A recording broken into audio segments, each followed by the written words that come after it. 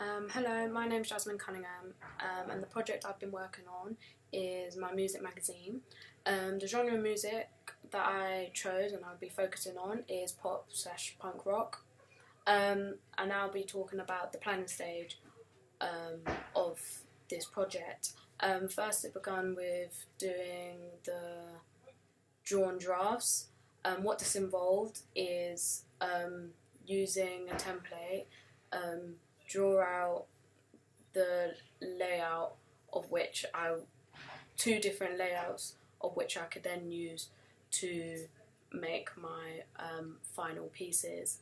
The point of this was so that I can get all my ideas, and using the results that I got from the research stage, I incorporated what people liked and what they wanted to see, and I made sure that I incorporated that in my drawn drafts, and with that I can see how the layout will be, how big the masthead would be, where images and cover lines and pieces of text would be placed. And that went fairly okay. I'm not much of a drawer, but I found it quite easy and quite fun. The next piece of work that I had to do was the digital drafts, and this was simply converting the drawn drafts into digital drafts using Photoshop. And what this would then do is help me make it more specific and make sure that the text and the images are all aligned and have more numerical measures between each other in comparison to drawn drafts where I've just drawn it.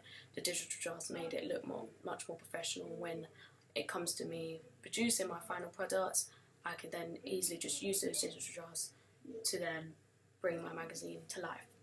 And that went fairly okay. I'm still getting the hang of Photoshop, but I found that quite enjoyable and found that quite interesting. The next stage was poses and costumes, and what this involved to do is to look into the common poses and costumes or outfits in which people or artists, popular artists, tend to wear or use in pop/punk rock. And what this would, the point of this stage was so that I can then incorporate these poses and these costumes in the images and in the photos that I'll be taking to then be used in my final products. The next task was the double page article, and this involved me to create a made-up artist that will suit my genre of music, which is pop/punk rock. And the form in which I'd made my article was in a Q&A. I chose to do in a Q&A because this is also what most people requested for in the research stage, and that went fairly well.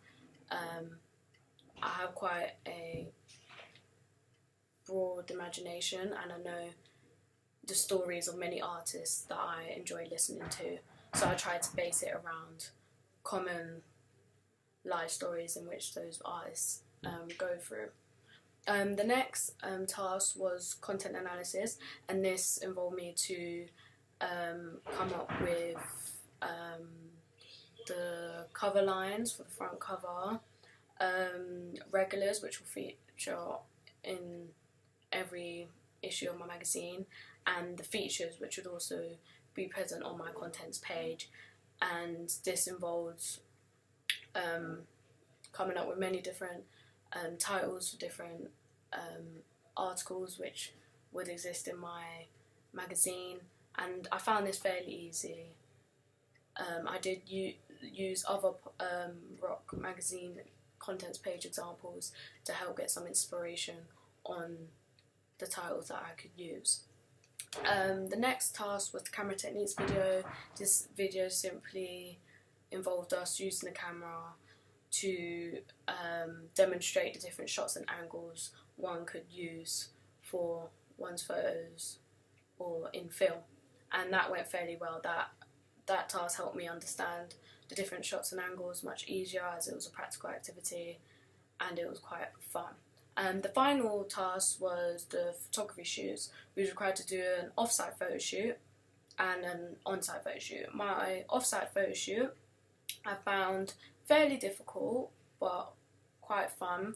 I had a set plan for my off-site photo shoot, and I took these photos at home as I have a plain white background. What didn't go so well is that I didn't have the correct lighting or good enough camera, but what I made sure to do in those photos was direct my models to wear clothes such as black, which is quite common in pop/punk rock, and I put colours in the hair of one of my models, which also incorporates one of the themes of pop/punk rock.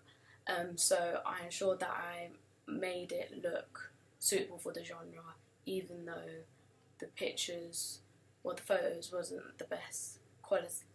Yeah, didn't come out in the best quality I would have liked them to be. Now, the on-site photo shoot took place at college, and I used a white backdrop, and I got models who incorporated the style of the genre. I chose models who were mainly wearing black, because black is a popular colour, and when directing them, I made sure that they did poses that were stern and serious, as pop/punk rock incorporates mystery and themes like that.